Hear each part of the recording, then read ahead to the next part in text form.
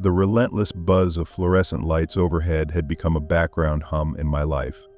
Working the graveyard shift at the convenience store was supposed to be easy money, a few hours of solitude, broken only by the occasional insomniac or trucker looking for a late-night snack.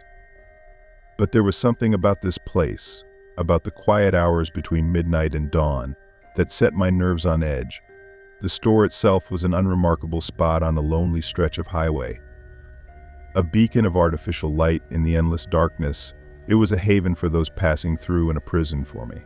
The monotony of the job was numbing, yet it was preferable to the alternative facing the world outside. It started with the cameras. One night, as I was doing my usual round of checking the store's security footage, I noticed something odd. There, in the grainy black and white feed, was a figure standing in aisle 3. I squinted at the monitor, my heart beginning to race. The figure was tall, shrouded in a hooded cloak that seemed to absorb the light around it. I glanced up from the screen, peering into the store from behind the counter. Aisle 3 was empty. I looked back at the monitor. The figure was still there, unmoving. I felt a cold sweat trickle down my back as I flipped through the camera feeds. There it was again in aisle 4 now, still as a statue. I grabbed the store phone and dialed my manager. No answer. I called again, my hands trembling. Voicemail. I was alone.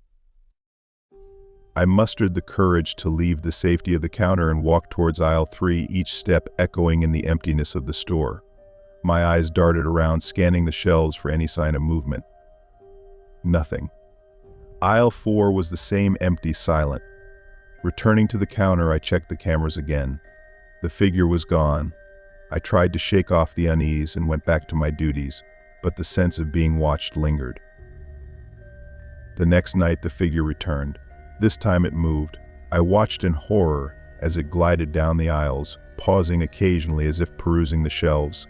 I called out, my voice shaky, "Is someone there?" The figure stopped, turned its head towards the camera, and vanished. Panic set in. I checked the store thoroughly, my flashlight casting long, eerie shadows. I found nothing. The cameras offered no clues, only more questions. Night after night, the figure appeared. Sometimes it was in the parking lot, standing under the flickering streetlight. Other times it was inside, always just out of sight. When I checked the aisles, sleep became impossible, my dreams haunted by the hooded figure and the feeling of unseen eyes. I began to dread going to work, but I needed the money. I told myself it was just a trick of the light, a glitch in the cameras, but deep down I knew something was wrong. One night, as I watched the cameras, the figure appeared again, closer this time. It was in front of the counter, staring directly into the lens. My breath caught in my throat as I realized I could see its face, a pale, featureless void. It raised a hand and pointed directly at me. The lights in the store flickered and went out, plunging me into darkness. The hum of the fluorescent lights died, replaced by an oppressive silence. I fumbled for my flashlight, my hands shaking uncontrollably. A whisper broke the silence, a voice like dry leaves rustling in the wind. "You shouldn't have come here." The flashlight beam cut through the darkness, revealing empty aisles. The store was still silent. I turned, and there it was, the figure, standing inches from me. The air grew cold, and I felt a suffocating pressure on my chest. I stumbled back, my flashlight slipping from my grasp. The last thing I saw before the darkness swallowed me was the figure's empty, pale face looming closer. When I woke, the store was empty, the lights back on. The camera showed nothing out of the ordinary. I quit that morning, unable to shake the feeling that I had escaped something far worse than I could understand. I never went back to that stretch of highway. But sometimes, late at night, I dream of the figure and the whispering voice that promised I wouldn't escape next time. The following days were plagued by unease and paranoia.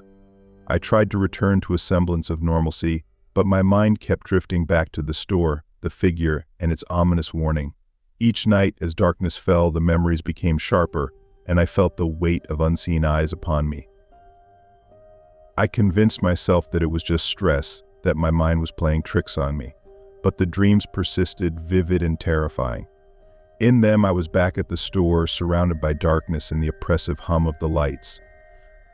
The figure was always there, its featureless face a haunting reminder of what I had seen. One particularly restless night, I woke to the sound of my phone buzzing on the nightstand. Groggy and disoriented, I glanced at the screen. It was a text message from an unknown number. "You shouldn't have left." My blood ran cold. The room seemed to close in on me, the shadows lengthening and twisting into menacing shapes. I tried to shake off the fear, telling myself it was a prank, but deep down I knew it was something more. The figure was not done with me. Desperate for answers, I decided to investigate the store's history. I spent hours online, scouring forums and archives for any mention of the place. What I found only deepened my fear. There were countless stories of strange occurrences, sightings of shadowy figures, and employees who had vanished without a trace. The store had a dark history, one that seemed to reach out and ensnare those who worked there. I reached out to a few former employees, hoping to find someone who could shed light on my experience. Most ignored my messages, but one, a man named Carl, agreed to meet with me. Carl was a frail, nervous man who seemed perpetually on edge.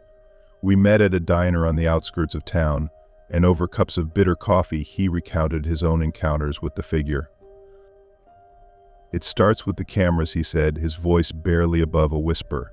"You see it there first, and then it starts to appear in the store. It's like it knows you're watching." He described the same hooded figure, the same feeling of being watched. "I quit after a month," he said, his hands trembling. "But it didn't matter. It followed me, just like it's following you." Carl's eyes were hollow, haunted. "You can't escape it. It becomes a part of you, a shadow that never leaves." His words chilled me to the bone. I thanked him and left the diner, my mind racing. If Carl was right, then I was trapped in a nightmare that had no end. I had to find a way to break free. Desperation led me to a local historian, a woman named Ellen who specialized in the town's darker history. She was intrigued by my story and agreed to help. Together we delved deeper into the store's past, uncovering tales of disappearances, unexplained deaths, and a long history of haunting. "The land the store is built on has always been cursed," Ellen explained. "Long before the store, there were reports of strange happenings. It's like the place is a magnet for darkness." We found records of a tragedy that had occurred on the site decades ago, a fire that had claimed the lives of several people. The bodies were never recovered, and it was said that their spirits lingered, trapped in a liminal space between worlds. "The figure you saw," Ellen said, "could be one of them. Or it could be something else, something that has taken root in that place." Armed with this knowledge, I decided to confront the figure. I couldn't live in fear any longer, and I needed to know if there was a way to end the haunting. One night I returned to the store. The new employee on the graveyard shift gave me a curious look but didn't question my presence. I made my way to the security room and watched the monitors, waiting for the figure to appear. Midnight came and went, and the store remained eerily quiet. Just as I began to doubt my decision, the figure appeared on the screen. It was in aisle 3, just as before. My heart pounded as I grabbed a flashlight and made my way into the store. The air was thick with tension, and every shadow seemed to move. I reached aisle 3 and stopped, shining my flashlight into the darkness. The figure stood at the end of the aisle, its hooded cloak absorbing the light. "What do you want?" I demanded, my voice shaking. The figure didn't move. It simply pointed at me, just as it had on the camera. A cold, hollow voice whispered in my ear, "You shouldn't have come back." Fear surged through me, but I stood my ground. "Why are you haunting this place? What do you want from me?" The figure's head tilted, and for a moment I thought I saw a flicker of emotion on its featureless face. "We are trapped," it whispered, "bound to this place by the darkness that consumes it. You are part of it now." The air grew colder, and I felt a crushing weight on my chest. The figure stepped closer, its presence overwhelming. "You must leave," it said. "Leave and never return, or you will be consumed by the darkness as well."